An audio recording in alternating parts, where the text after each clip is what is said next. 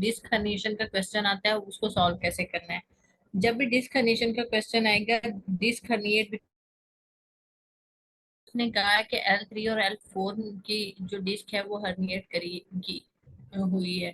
तो जो lower vertebra होगा उसकी नर्व डैमेज होगी, मतलब L3 और L4 की डिस्क हर्निएशन है या कंप्रेशन है तो कौन सी नर्व डैमेज होगी, L4 डैमेज होगी, L4 का नर्व रूट जो है वो इफेक्ट होगी। इसी तरह अगर इसमें देख लें T1 सॉरी थोरेसिक के नर्व के साथ L4 और L5 में देख लें, इसमें कंप्रेशन है। वर्टिब्रा लंबर वर्टिब्रा फोर्थ और लंबर वर्टिब्रा फिफ्थ में कंप्रेशन है नर्व का, या इसमें डिस्क हर्निएट कर गई है तो L5 जो है उसके लोअर वाले जो वर्टिब्रा होगा उसकी जो रूट होगी वो कंप्रेस हो रही होगी, उसका लियन आएगा। तो ये क्वेश्चन मुख्तलिफ तरह से पूछा हुआ होता है। उसके बाद हमने ये कर लिया था यहाँ पे, ये लॉर्डोसिस पे थे। लॉर्डोसिस का क्या मतलब है, spinal curves significantly invert at the lower back.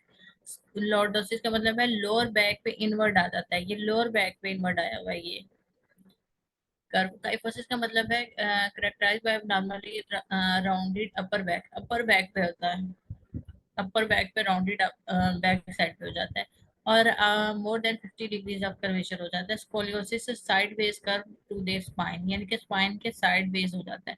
यहाँ पे तो यूं मूवमेंट होती है, इसका स्पाइन यू फॉर्म में आ जाता है, ये इस फॉर्म में इस तरह आ जाएगा लेटरली साइड्स पे। काइफोसिस और काइफोटिक कर्व क्या है, कनकेव होती है एंटीरियरली और कन्वेक्स होती है पोस्टीरियरली।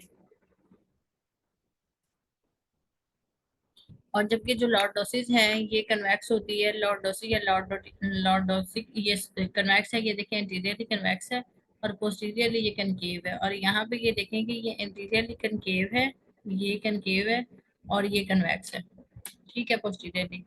उसके बाद है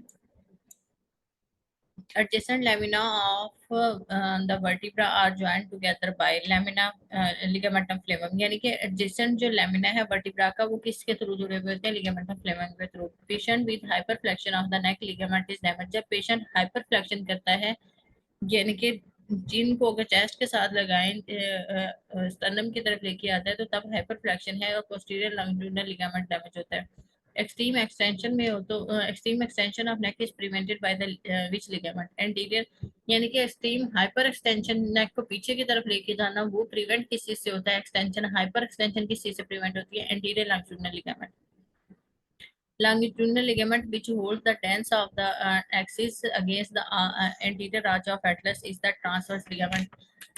एक्सिस और एटलस जो है ये फर्स्ट टू वर्टिब्रास है ना, तो उसके दरम्यान में ट्रांसवर्स लिगामेंट है। Vertebral body are limited by the interior और पोस्टीरियर लिगामेंट से लिमिटेड होती है। कि यहाँ पे ये देखें कहाँ पे लिखा हूँ, हाँ ये वर्टिब्रा है ना, ये वर्टिब्रास है, तो इसमें ये पोस्टीरियर लिगामेंट ये वाला है और ये इंटीरियर लिगामेंट है, इनसे इनकी जो मूवमेंट है ना वो रिस्ट्रिक्ट होती है, प्रिवेंट करती हैं, पोजीशन पे रखती हैं। Vertebra are joint to the adjacent lamina, adjacent lamina of the vertebra, lamina जो है एडजेसेंट लैमिना से लिगामेंट ऑफ फ्लेवम के थ्रू जुड़ी हुई होती है। Feature of C1 vertebra, C1 vertebra में क्या चीज होती है, lake of vertebral body, vertebral body नहीं होती। C1 वर्टिब्रा को हम एटलस भी कहते हैं, इसमें नो बॉडी नो स्पाइन है। C2 वर्टिब्रा एक्सिस है, पेग लाइक और डेंटाइट प्रोसेस होता है, इसमें डेंटाइट प्रोसेस का आता है। उसके बाद C7 जो है मोस्ट लॉन्गेस्ट स्पाइन है। थोरेसिक वर्टिब्रा में हार्ट शेप होती है, लंबर वर्टिब्रा किडनी शेप है। Damage to the first lumbar vertebra will lead to the conus medullaris syndrome हो जाती है अगर फर्स्ट लंबर वर्टिब्रा जाए तो। कैरेक्टरिस्टिक फीचर ऑफ C7 का क्या है, लॉन्गेस्ट स्पाइन इसका होता है। person died after RTA due to damage to the spinal cord by the broken piece of vertebra, किसके broken piece of vertebra की वजह से होगा, एक्सिस की वजह से होगा। What is the absence in atlas, atlas C1 जो है इसमें क्या absent होती है, बॉडी और स्पाइन दोनों चीजें नहीं होती। atlas vertebra head does not have spinous process, यानी कि atlas में ना बॉडी होती है ना spinous process होता है। second vertebra is different as it has, इसमें dentine process होता है। in embryonic period which vertebra forms the body of above vertebra, embryonic period में कौन सा एक वर्टिब्रा है जो अपने से ऊपर वाली वर्टिब्रा की बॉडी बनाता है, C2, यानी कि एक्सिस जो है वो एटलस की बॉडी बनाता है। First coccygeal ligament of the spinal cord corresponds to the, first coccygeal ligament किसके साथ कॉरेस्पॉन्ड करता है, L1 के साथ। L1 vertebra fracture damage to the damage to which structure, conus medullaris, ये देखें यहाँ पे कोनस मेडुलैरिस दिखाया हुआ था, ये है कोनस मेडुलैरिस और ये L1 के ऑलमोस्ट लेवल पे आता है। जो इसका लोअर एंड है स्पाइनल कार्ड जहाँ पे एंड हो रहा होता है उसका, कोनस मेडुलरिस। इसके L1 के यहाँ पे ये क्वेश्चन भी है, सॉरी कहाँ गया। हाँ, फर्स्ट लंबर वर्टिब्रा के डैमेज है तो किस चीज lead to the conus medullaris syndrome.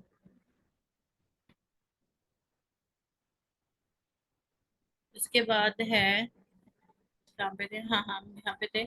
L1 vertebra fractured, damage to which structure, conus medullaris। C2 vertebra which is true, cone और dentine process होता है। Type of joint between vertebra symphysis joint होता है। intervertebral disc में कौन सा joint होता है, symphysis।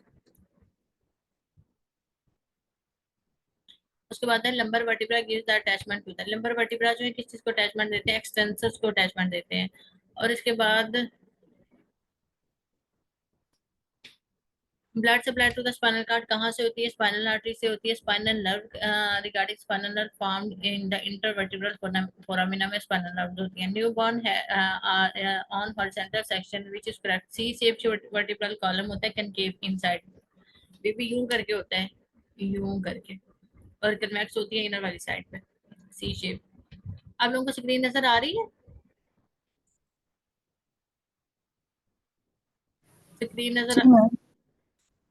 ब्रेक तो नहीं हुई थी दरमियान में, स्टॉप हो गई हो। नहीं। कि मुझे ये शो हो रहा था, हाँ यहाँ पे है हम। सी शेप्ड होती है, female pelvis tilted on the vertebral column in which direction, forward direction में टिल्ट करता है। उसके बाद मैम सबमैंडिबुलर अभी हुई फ्रंट। हुई है। हाँ जी, अब कौन सी स्लाइड नजर आ रही है कि कोई भी स्लाइड नहीं नजर आ रही, मैं चेंज कर रही हूँ स्लाइड। मैम नजर आ रहा है। चलें ठीक है, वो दरमियान में मुझे आइडिया नहीं है कि वो पॉज हो गया था, क्या हो गया था, स्क्रीन शेयरिंग पॉज हो गई थी, इसलिए मैंने पूछा, मुझे वो अब ऑप्शन नजर आया था।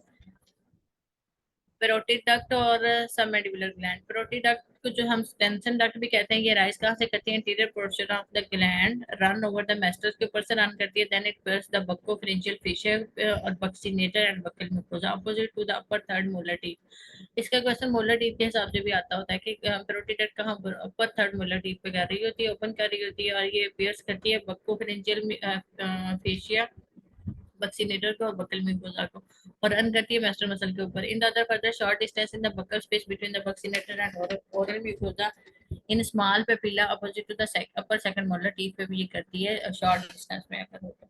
उसके बाद है सब मैंडिबुलर वार्थन डक्ट है, arise from the portion of gland that lies between the mylohyoid and hypoglossus muscle के दरमियान में जो पोर्शन होता है सब मैंडिबुलर ग्लैंड का, वहां से राइज करती है। It further passes between the sub mandibular gland, sublingual gland and genioglossus to open the floor of mouth. Floor of mouth summit of sublingual papilla पे open होती है at the side of frenulum of the tongue.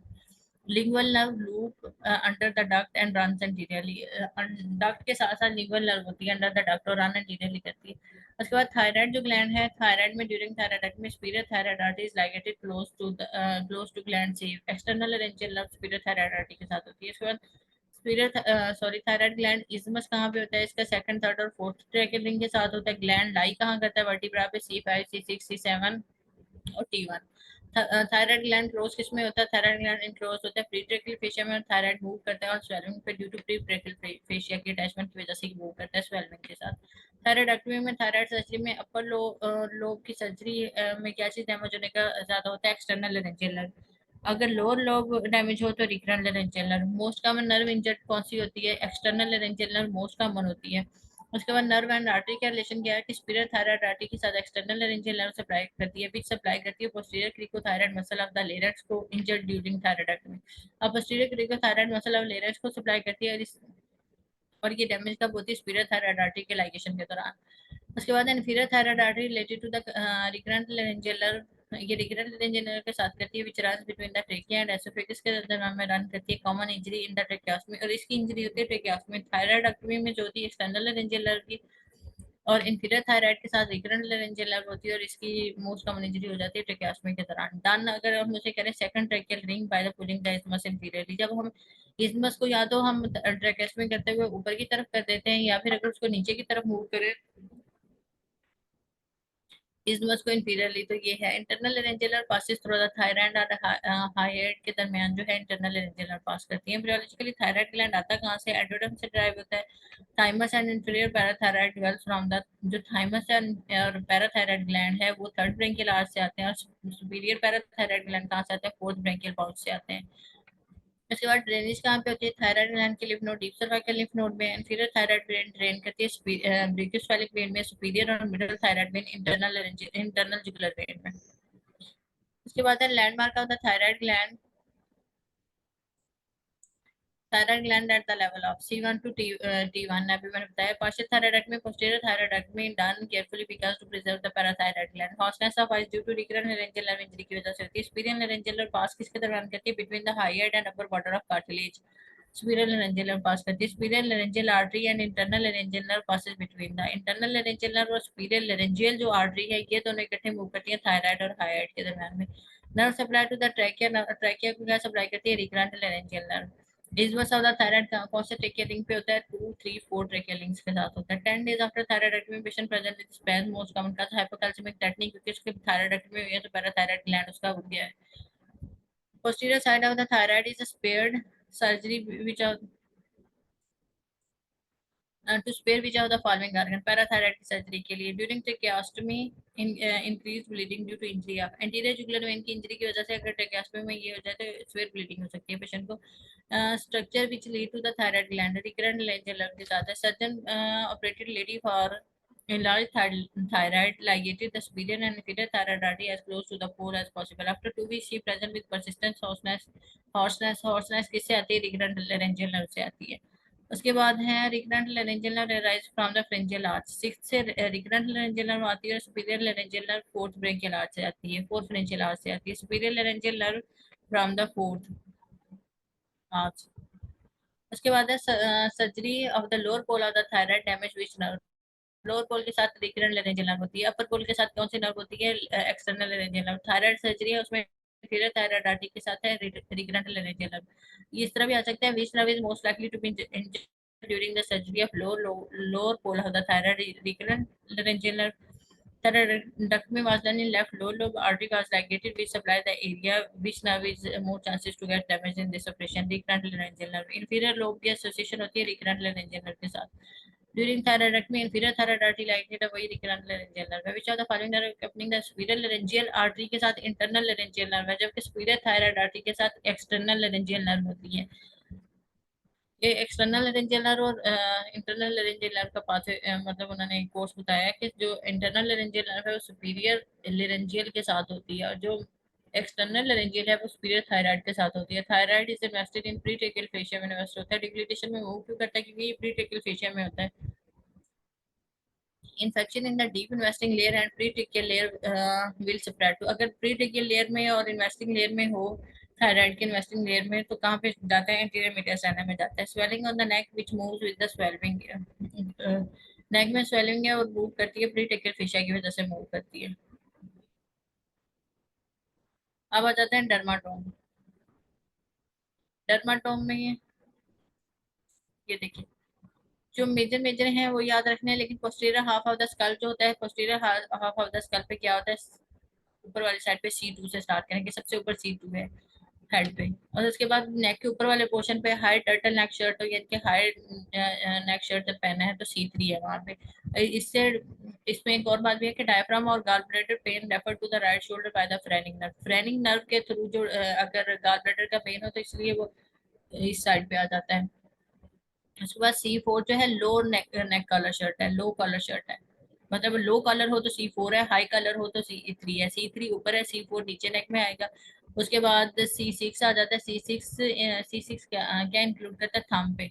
अब ये देखें यहाँ से ये C6 है, ये ये यू मूव करता है और थंब तक आता है। C6 एंटीरियर और पोस्टीरियर दोनों साइड पे डर्माटोम थंब का है। Thumb sign, thumb up sign on the left side look like 6। Thumb up sign अगर लेफ्ट साइड पे